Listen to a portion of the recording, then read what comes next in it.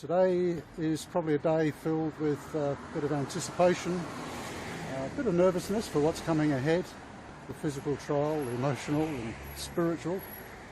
And today, of course, is Anzac Day in Australia, the 25th of April.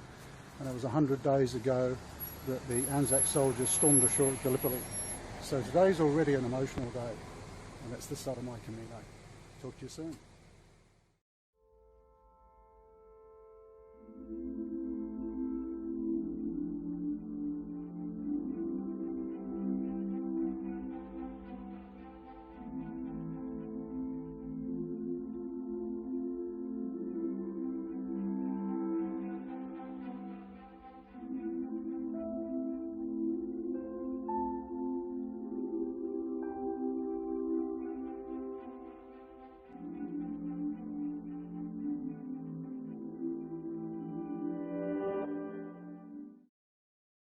So here we are at the end of day one, and I actually made it, which was quite surprising.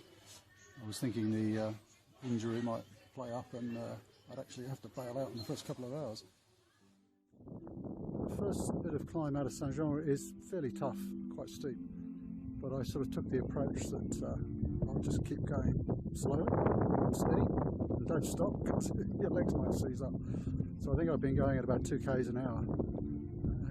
Anytime I come to a really steep stretch, I just say, go slow, step short, go slow, keep going.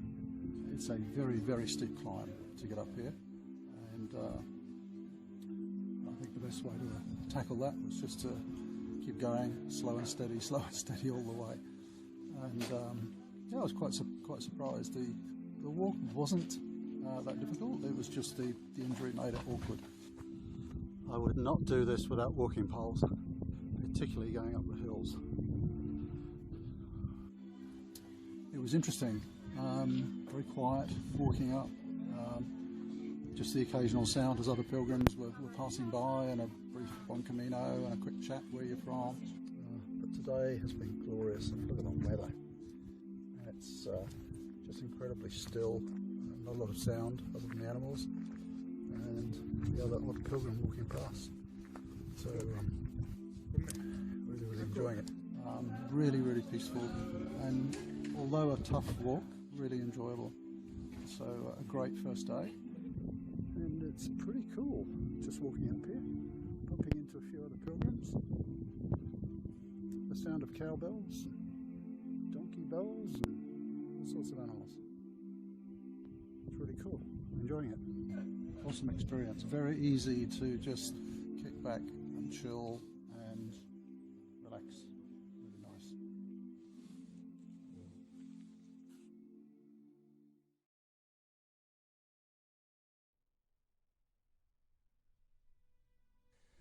It's amazing sometimes when you look back, you just realise how far you've walked and how far you're capable of walking in quite a short time.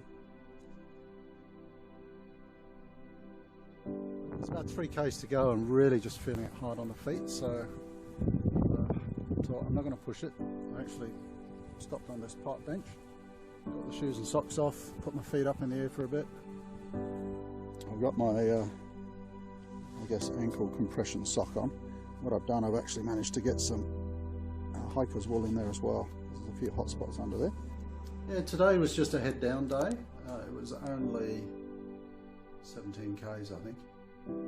That seems like a warm-up now, and I did that in 3.5 hours with a half-hour break to have a chat with Matt on the way.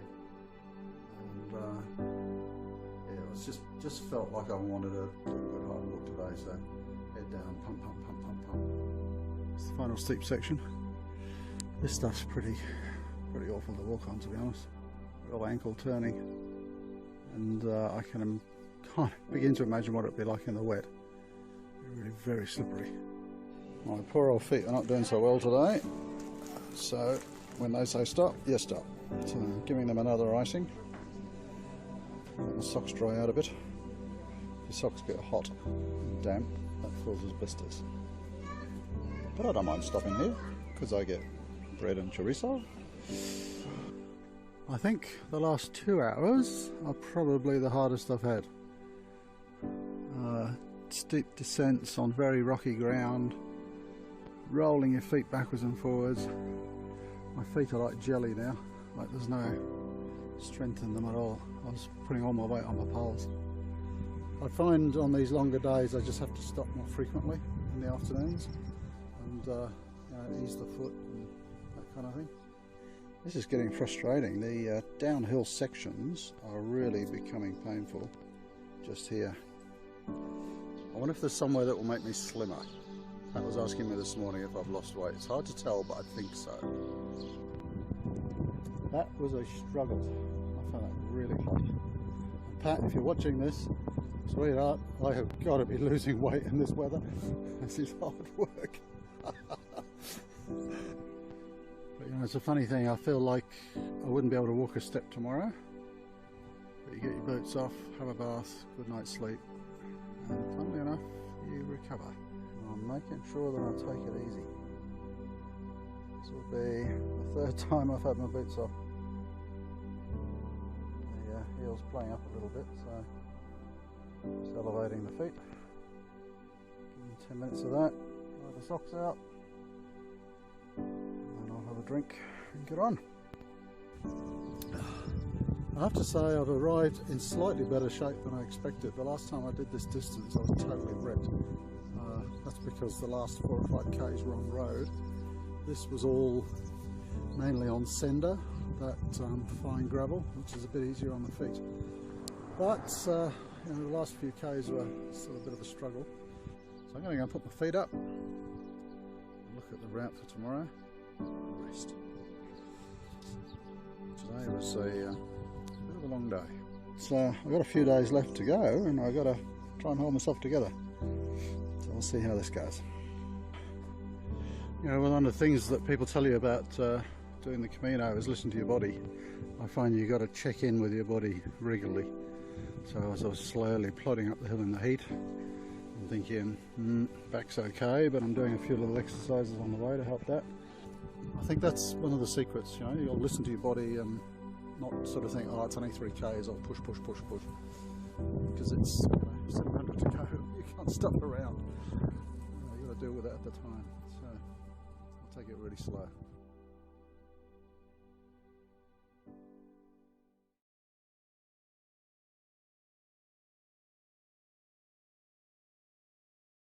That second week was very much about you know, starting to let go, just accept what happens, and really getting into the sort of emotional and spiritual part of the journey. That second week was probably my best part of the Camino.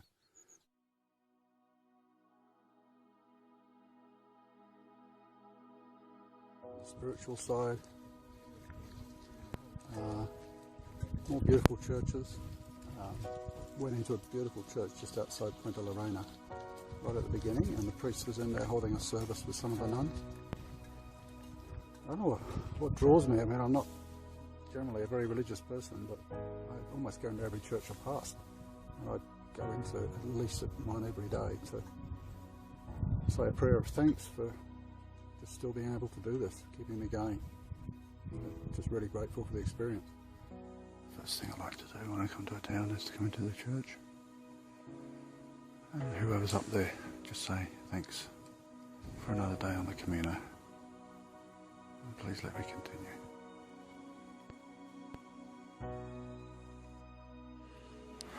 My first port of call, as usual, entering a new town or village, is to the church.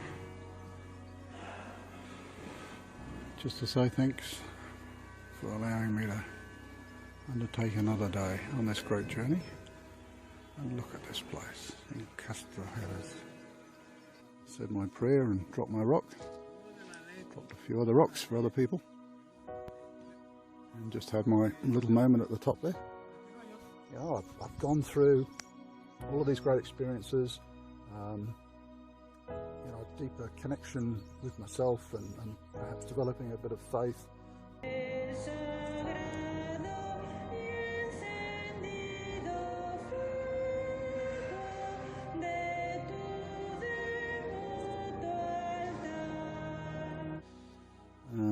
I have to say, this is probably one of the moments of the Camino. I hope it is when you do your Camino.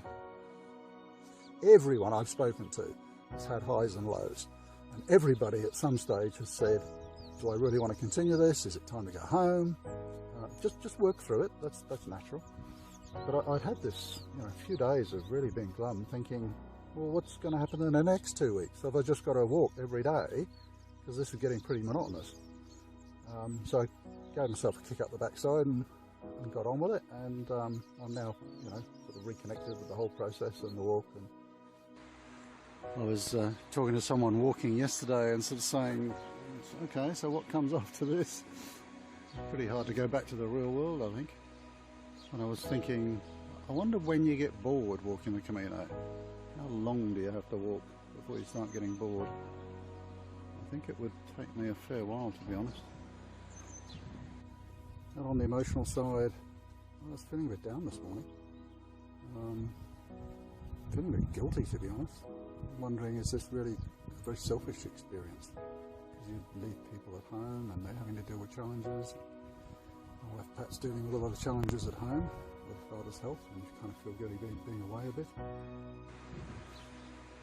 It's funny how the weather affects your mood. Yesterday was sort of overcast and a bit grey to start with. Today, not a cloud in the sky, really sunny. I just can't wait to get on the road. Happy birthday to me, happy birthday to me. Strange day today. I think you need to expect on the Camino that you have good days and bad days. And I don't mean that as it doesn't have anything to do with the terrain really or the distances, but it can be a bit of an emotional roller coaster. I've had a couple of bad days. This might be another one. I'm probably thinking too much. I'm walking on my own today. Time to reflect on the things that I was thinking about up the cross.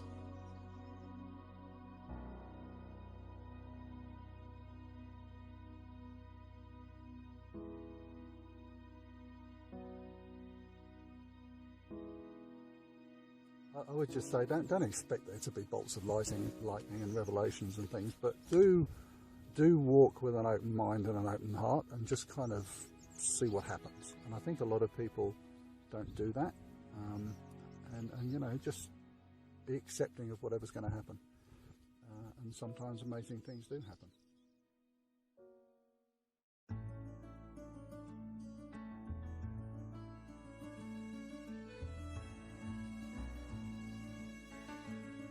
Stop to have a look at this beautiful view. A lot of people do Saint-Jean-Pied-de-Port to Roncesvalles in one day. It's about 27 k's. This is getting up to the highest point now of the walk over the Pyrenees. Now this is more what I imagine the Meseta would be like. Flat. We're up on a plateau. You could just look and gaze at this all day, couldn't you? Just want to enjoy the view while the sun's at this angle. How cool is that? Not only have I got a window, if they happen to have any jousting tournaments on in the next 24 hours, I've got a ringside seat. Now the way this always works out, you see this place is on a hill, we get to the bottom of the town, and wherever I'm staying is at the top of the hill. That's how it works.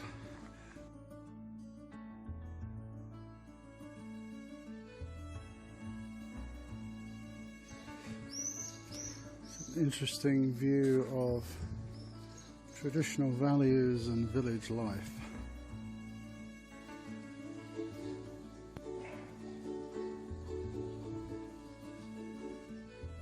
This is a really nice little village. Almost wish I was staying here tonight. It's great, isn't it?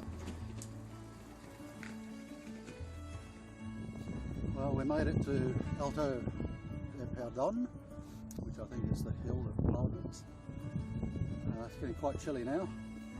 So here's a well-known statue along the Camino. Just into Galicia here. The pilgrim bent into the wind heading for Santiago. This is a really delightful little village. Town. A place I definitely want to come back to, I think. And for those who love the movie The Way, do you recognise this building? I'll see if I can pop inside later This is the building where he got his bag stolen, apparently. So just having a quick look at Ponferrada. I've had a very nice bit of background music while I have my coffee.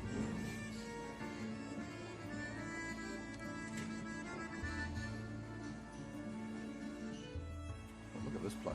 This is without doubt the nicest town that I have come through yet.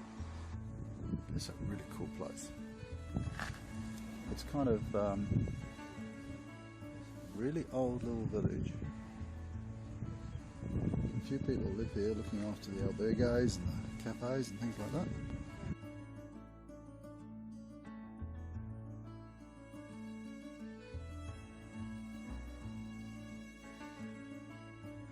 Did Don Suero actually defend the bridge for a month by hurtling up and down the bridge on his horse with his lance, which, if it had a surface like this, would have been quite tricky, I would have thought.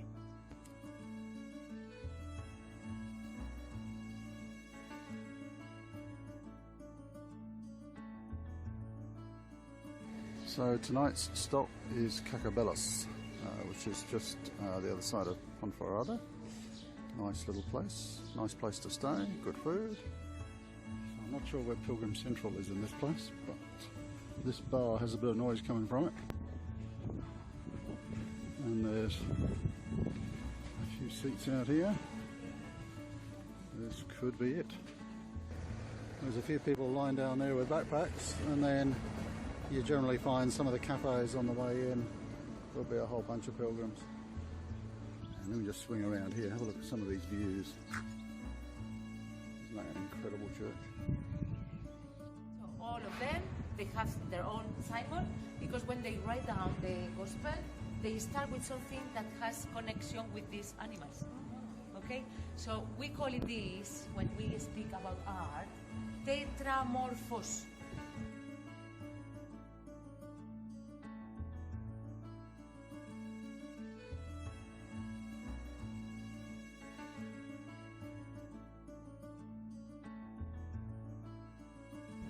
In Greek, tetramorphos. 4, 5. Yes. You know? So that's a very important thing, because are you going to see this during the Camino? It sadly almost gets to the point where you kind of don't notice these. There's just so many of them. Incredible architecture. Look at this magnificent building. The Camino goes right past it. So it's a little church I've just been into, which I think is one of the oldest churches on the Camino. And the village of Ocebrero is absolutely charming. Look at it. And I just stopped in this village to check out yet another magnificent church, 13th century, established by the Knights Templar, built in 1221, and was added to over about 500 years. Really sensational building.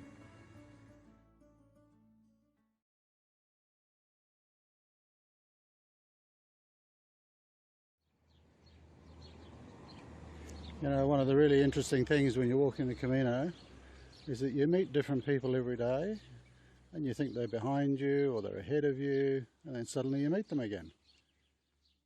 And who are we walking with? I'm Chris from England. And Sarah from England. Yeah, and what was your name? Martin. Martin. Bosco. Bosco. And Helen. And Helen from New Zealand. Dave from Brisbane. Dave from Brisbane. Andy from Gympie. From Gympie. Chrissy from Gympie. Chrissy. The Gumpt. Nicole from Queensland, Yeah. Brisbane, Sanford.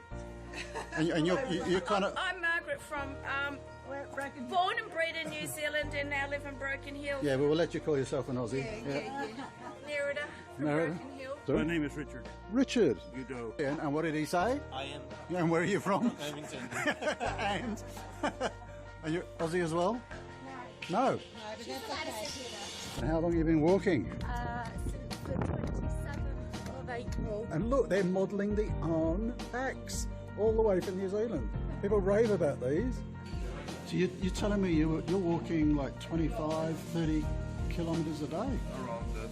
That's Maybe amazing. sometimes only 20, sometimes 30. Yeah, that's amazing. Amazing. We've been making pretty slow time Yeah. because I'm old. I'm 73. You're kidding? No. Wow. I thought you were about my age, 57. And, in 94, I had a triple bypass, and I've had 2 other heart interventions since then. My wife had Are you sure you should be doing this? a place to die city. It's better than most. It would be. Hola. It's like a school trip. Little umbrella. Now, I was thinking cold drink. What were you thinking when you saw the umbrella? Better not be a picnic. Yeah, that's right. I think that's hilarious. Did you take a day off, Father? There yet? No. She says if Keith Urban comes to the house, I have to leave. Oh, wow.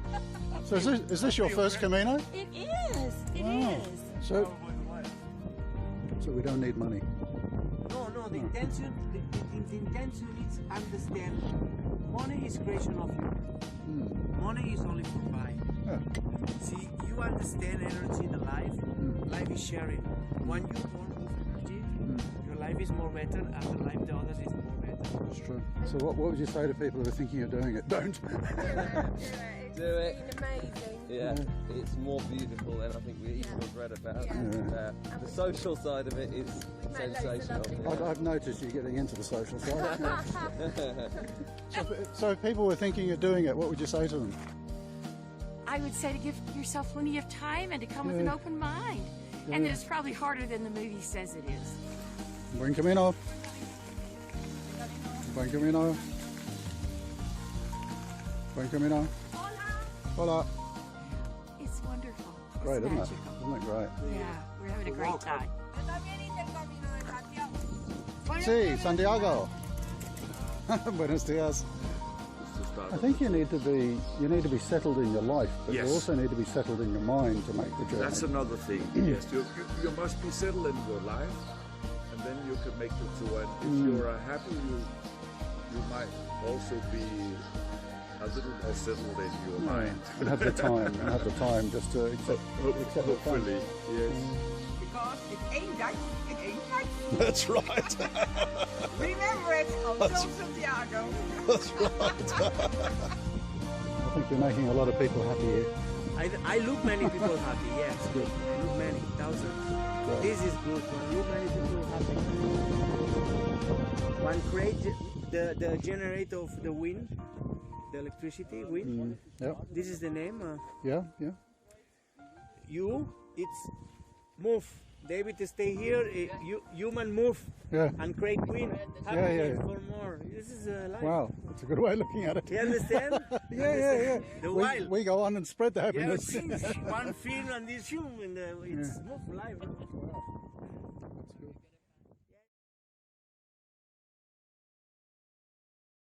Are we there yet? Yes, finally we are.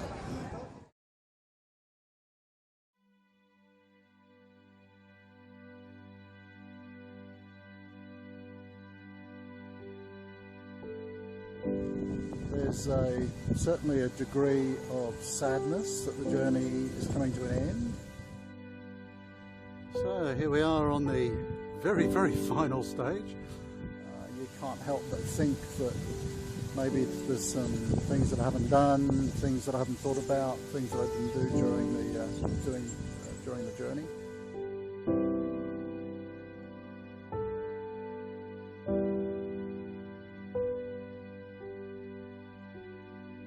Everyone walks their Camino in a different way. Walking the Camino like this, it's almost like training for life. You learn about yourself, you learn more about life, you learn more about interacting with people, and maybe you find faith.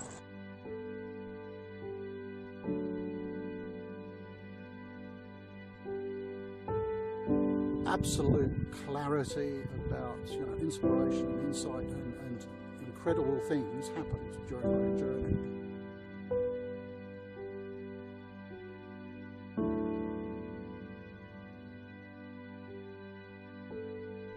I feel sad that this part of the journey's over, but very happy that I felt I've learnt a lot and that I've think, get enormous benefit from this journey, and just really take that forward.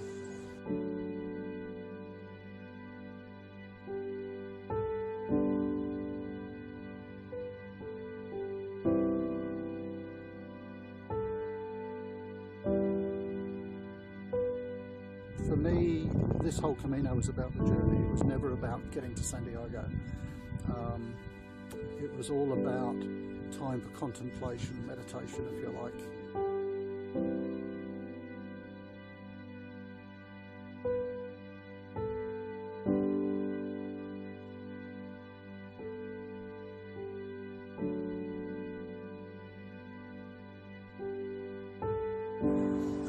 I'm really looking forward to just hanging out in Santiago and seeing who's turning up and sharing experiences with people that I know. Just taking time to chill out in Santiago and been into the cathedral and hugged the apostle and been down into the crypt where his remains are. Yeah, it's a nice place, certainly for a day.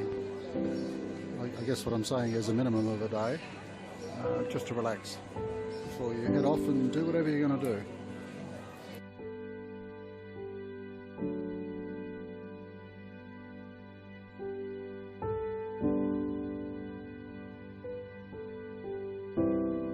Santiago to me isn't the end. It's just this particular journey. Phase one of this journey is over perhaps, but then I'm really keen to see what happens after this. So if you're thinking of hanging around in Santiago after your Camino, it's a pretty cool place. And you get these little groups of people who sort of are meeting up and doing all their farewells. It's all rather nice. So I've done a bit of that this morning.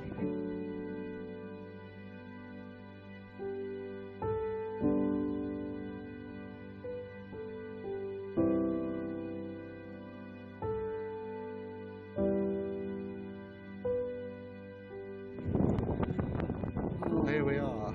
This does feel a little bit more like the end of the journey. Mushia.